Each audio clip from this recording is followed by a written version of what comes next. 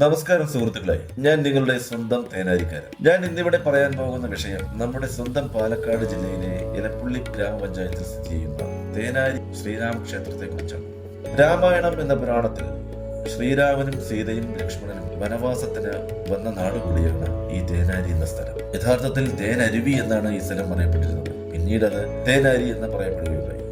രാമലക്ഷ്മണന്മാരും സീതയും വനവാസകാലത്ത് വിശ്രമിക്കാനായി ഇരുന്ന സ്ഥലമാണ് ഇവിടെയുള്ള ശംഖുചക്രപ്പാറ എന്നറിയപ്പെടുന്ന സ്ഥലം. പച്ചപ്പന്തലിന്റെ കാൽക്കുഴികളും പല്ലാങ്കുഴി കളിച്ചതിന്റെ അടയാളങ്ങളുമെല്ലാം ഈ സ്ഥലത്ത് കാണാൻ കഴിയുന്നതാണ്.